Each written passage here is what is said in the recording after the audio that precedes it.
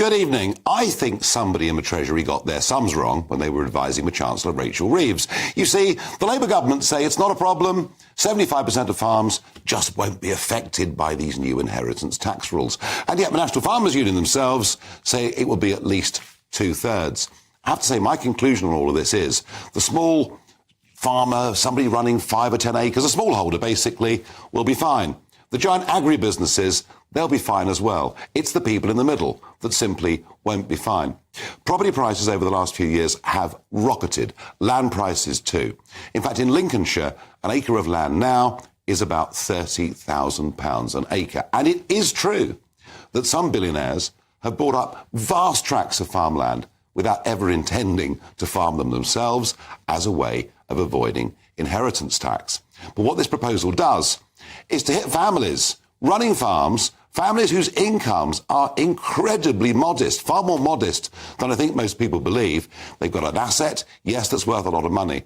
Although, for many of them, it isn't just about money. It's about a way of life that's been going on for generations. And I would ask people to think, our countryside is admired the world over. People love the British countryside, and one of the reasons is those families have farmed it so well for so long.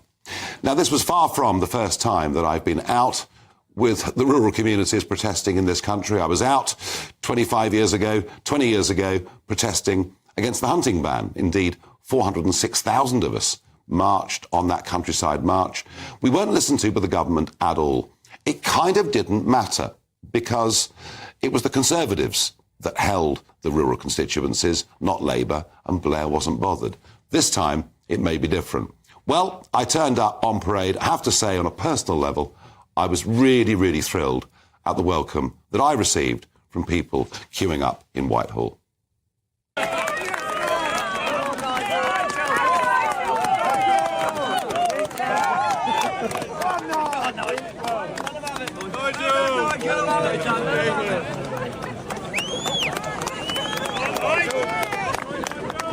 Sort them out, Nigel. It needs something, doesn't it? Well, that was very touching, but it summed up the day. People were, despite their fears, and by the way, I visited farmers in Essex who've literally been in tears talking about this because they're really, really scared about the impact. But in fact, the atmosphere was amazing. It was upbeat, it was jolly, it was peaceful. I barely heard a swear word all day. It was extraordinary. It was a remarkably British thing. That's how we do it. But I did hear one or two people saying, well, maybe we ought to be a bit more like the French. Whether that's really good advice, I don't know. Can we make any progress with this? Well, Jeremy Clarkson was there, which was good to see, given the recent medical problems that he's had. And I think he feels, as much as I feel, that something can be done about this. And here's the reason why. Labour now have somewhere between 70 and 100 seats they won at the election in rural or semi-rural constituencies. And I think what this movement now needs to do is not just to get together in London, but to be seen in market towns all over this country, especially ones that Labour won by very narrow margins at the next general election. I always knew that the hunting ban was going to come in. I always knew that no one would listen. But this time, I think we can get a change. I think we can get a serious revision of that starting level. Well, the Prime Minister was interviewed by GB News' Chris Hope earlier on today in South America at the G20. Doesn't look like he intends at this stage to budge.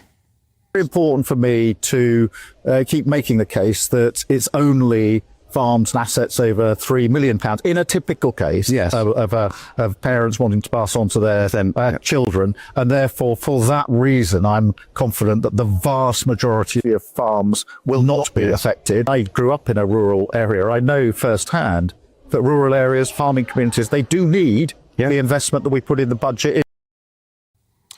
There we are. He's not budging. My question for you at home.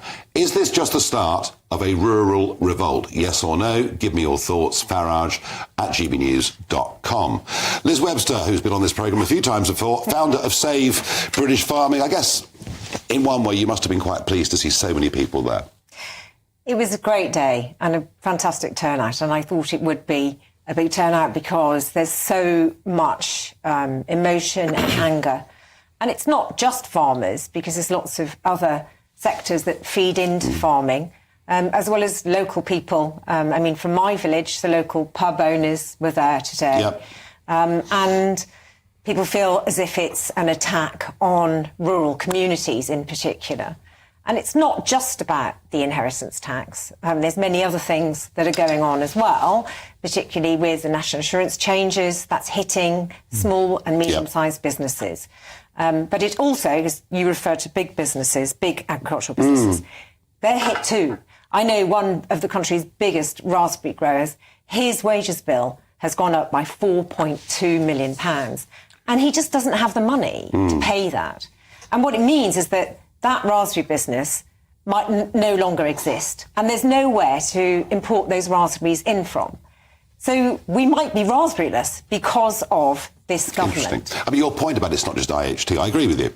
Actually, a lot of farmers very unhappy with the growth of solar energy, not happy with rewilding, not happy with what net zero targets might mean. And we've seen this revolt happening all across Europe in terms of nitrates, in terms of carbon. But I also felt, Liz, today, and I talked to lots of people today, a real feeling that an urban elite that make the rules are completely disconnected from the rural countryside.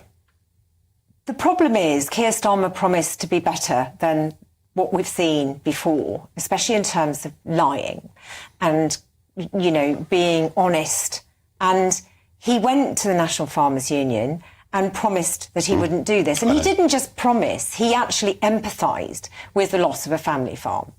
And farmers are very down-to-earth people and they're very genuine. And if they shake on a deal, they shake on a deal. And he has gone to our conference. He didn't say it in Parliament or he didn't say it in his constituency. He said it in the Farmers' Conference. And that has really, really irked people. And he's also now he's relying on information, data, which even DEFRA don't agree with, which we all know is false. And it was shown today because everybody there put their hand up who knows that their farm is impacted by it. I mean, in my village, the house down the road just sold for £1.5 million. It's got a quarter of an acre. I mean, it's also like forcing us to take out our underwear drawer and wash it in public. You know, these details about the value of your farm is really, really personal. And there we are working day in, day out, 7 days a week, often through the night when you're lambing and calving. And the gratitude that we've had from the Labour Party, who said they were going to be a friend of the farmers, to repay us with this. And also then to actually insult our intelligence by using data which is wrong. And they keep repeating the same lies over and over and over again. And it's being forced down our necks. And they're not even listening to... I mean, there's plenty of agricultural accountants out there and specialist agents, and they won't listen to any of them. They're just relying on Treasury figures, which are wrong. And there is no consideration for food. No, Everybody needs food. No, not even discussed. And the world is, you know, in a very difficult place, and there's no consideration. We are bound to get food shortages anyway because of the flooding in Spain. And we've lost 2 of our very biggest salad growers because the last government didn't keep the greenhouses open. A lot of the Lee Valley growers have gone because of the gas prices. We are heavily reliant on Spain for fresh food in the winter. We've had a mild autumn, and I can tell you now you're going to start to see real shortages. And that's before the farmers begin to hold back food. And this government haven't considered what impact that is going to have on the stability of the country. And if I was an advisor to Keir Starmer, I would be pushing that forward. We've had some very difficult riots in these last few months. Do we want to have that again? No, we don't. Think about the food system. Even the supermarket bosses are saying this is going to cause problems on the shelves. This dimension. Why would you invite food shortages? I think what you just said adds a very large amount to this debate. I'm joined by Sir John Redwood, former Conservative Member of Parliament, and Alex Cairns, political commentator and founder of Youth Vote UK. Alex, the point at the end about potential food problems, that was quite impactful, wasn't it?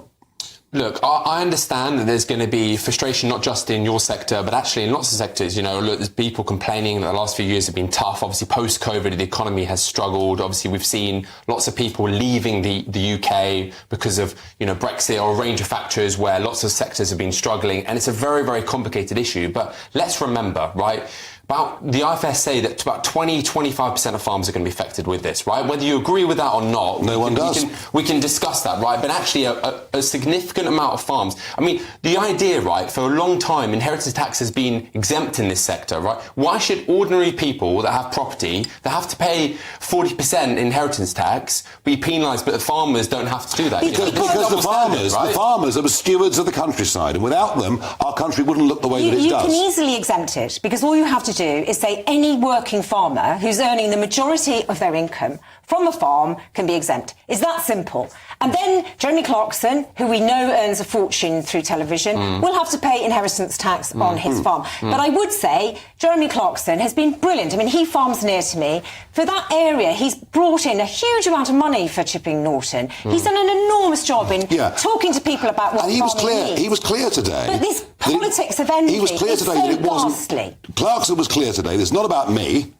It's about the struggling family farmer. John, the Prime Minister saying, well, don't worry, because very few people qualify, and anyway, you know, you could get up to 3 million before you start to pay this. How does that work? How wrong he is, and as we've heard, he broke a very important promise to family farmers, and we need to keep those family farms together. A farm of 200 acres with a farmhouse could easily be worth more than £3 million. You make very little money on it. A lot of farmers would say we need a bigger unit than 200 acres. And these people want to split them up or throw them out altogether. They want to put them out on the streets because they'll have to sell a load of the land in order to pay the tax, and then they won't have any John, unit at all. You say these people. We know 40% of farms are owned by institutional investors, right? There's a lot of people... a lot aren't. No, but talking about the family farms. No. A big portion of farms and estates are owned by private investors, right? There's been a double standard. Ordinary people that have worked hard to pay off their mortgage and have an asset of, say, above £500,000 will have to pay inheritance tax. Are you telling me that there should be a situation for farmers and then for private tenants, you know, they should be penalised? It's already a double standard. We don't want to penalise the tenants either, and the government you support is penalising all farmers with this massive increase. The problem is... We just heard 3/4 are not going to be included in this. Well, I tell you what. That's a different point, though. That figure, Alex, is for the birds. You sound deeply unsympathetic towards our family farms in this country. In some cases, been on the land for hundreds of years. You don't care about them, do you? No. It's not that I don't care about them. I just know that the UK economy has taken a hit the last few years. Every sector, there's been difficult choices. The corporation tax under the last Conservative government went up by 90% to 25%. Can I just ask you, small businesses have been affected. Why didn't you go then for the subsidies that you're paying to North American landowners to chop down trees, chip it and bring it here to burn a supposedly green energy? That's costing us £500 million a year. If you got rid of those subsidies to Drax Power, and then we could actually support our farmers and do as I said, exempt any farmer that's earning most of their income from the farm. And that includes tenant farmers, because tenant farmers, I don't know if you've gone out and seen how much tractors cost and all of the machinery that you need to run a farm. And the profit margins... And the cost of your stock. The last couple of years have been rotten years as well, haven't they? The weather's been terrible. Tenant farmers were there today, and they are as angry as the landowning farmers. And there's often farmers that are a mixture of both. But Liz, I'm going to draw stumps on this, because actually, I'll tell you why. This debate's just started. Yes. No. Today was not the end of this. It's a marathon. I believe today was the beginning, and I think we're going to see some kind of rural revolt. And I think the most powerful point Liz made, apart from the food argument, is this doesn't just affect the farmers, it affects the pub. It affects the local engineering company. It affects the whole rural economy. But we do need to grow a lot more food. No. I failed to get through to in the last Parliament. Well, no more rewilding. It's a big Brexit opportunity which we've missed. No more rewilding, no more solar farms. Let's grow food. Spend the money on the food. Right, OK, we're going to take a break.